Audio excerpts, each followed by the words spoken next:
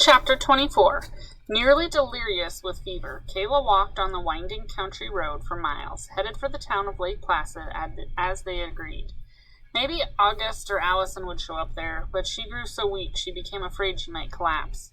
She feared falling right there where she might get hit or picked up by the police, so she stepped into the woods where she followed a trail the Forest Service had marked with metallic blue octagonal markers. She pulled herself along the rocky path. Her feverish skin turned cold and clammy, and at times she felt as if she would slide off her bones. Nausea seized her, making her dizzy, and her hands trembled. She stopped to vomit, holding onto the trees and rocks until nothing but liquid bile came up. Just when she couldn't take another step, an empty lean-to appeared several yards ahead of her. She staggered to it and fell heavily inside on its straw-covered wooden floor. Closing her eyes, she descended into a feverish sleep and lay there for 2 days and nights. Wandering in restless fever dreams, she saw Etona 5 times. Each time the woman had beckoned and told her to keep coming towards her. "Where are you?" Kayla heard herself say over and over. "I can't find you."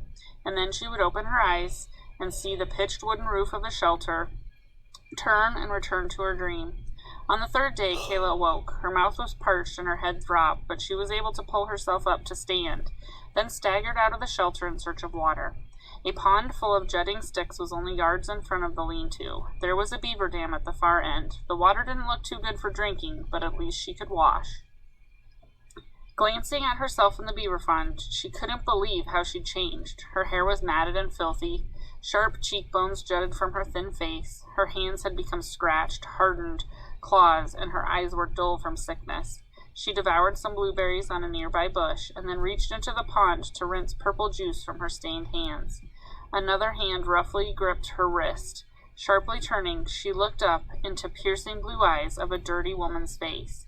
The woman twisted her wrist, checked for a tattoo. Seeing none, she grinned and let go. A basket of food emerged from under a flap in her torn, full-length dress. It held a hard-boiled egg, a banana, and crackers. The woman thrust the basket towards her. "Eat," she said, and Kayla devoured the egg, then unpeeled the banana. Slowly she realized that she was able to keep food down, and she no longer burned with fever. Kayla began to cry soft tears of relief. "You came to a good place for healing," the woman said after a moment. "The earth is a constant source of energy if you use it correctly. The feeling I experienced when earth energy comes to me is so joyful. These mountains, these trees, they hold a lot of really strong energy."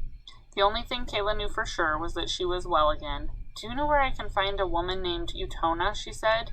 The woman nodded. I'll bring you to my group. Someone there will be able to direct you to Etona."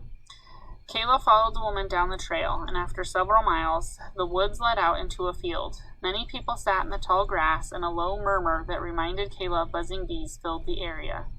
"We have allies in the cosmos," the woman explained. "We are trying to channel them, to draw them into our sphere.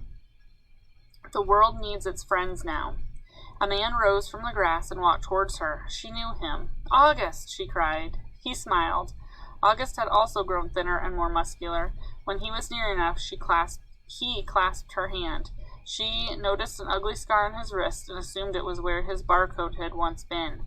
He saw her looking at it. "I made a big mistake and gave in." "I see that you didn't."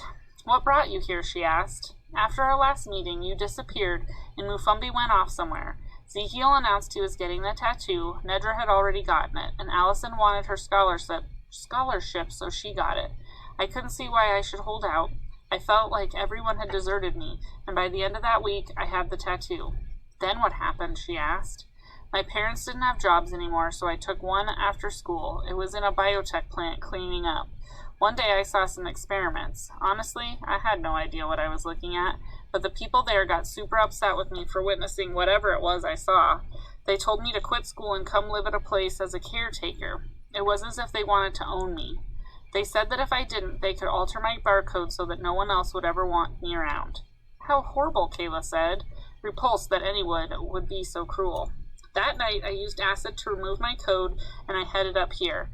I hung out around Lake Placid like we agreed, hoping you or Mufumbi would show up, but you didn't come." "We were headed there, but we didn't make it," Kayla explained. "The police grabbed Mufumbi for shoplifting, and that's the last time I saw him. I'll try to get to Lake Placid to see if he shows." Kayla gripped his arm gratefully. That would be great. I'll go to Lake Placid myself, but the global officers are looking for me. I heard. I'm sorry about your mother. Thanks. Once I got to Lake Placid, I began to hear people talk about the different groups in the mountains, and it didn't take me long to hook up with this group, and I've been happy up here ever since. Are you trying to contact aliens? Kayla asked skeptically. We're trying to attract good to help us, he answered. We don't care where the goodness comes from. If it's aliens who respond, fine. She's searching for Utona, the woman had told him, and August smiled, nodding. Your old friend Utona, do you know where she is? No. Whiteface Mountain. There's such a place, she asked? August nodded. It's about a day's walk from here. It all of a sudden made sense. That's what she meant, Kayla realized, remembering the white face. I didn't know it was the name of the mountain. Back when you mentioned it, I didn't know either. It was once a ski resort, but there's no resort there anymore, just in case you were thinking of taking the chairlift up.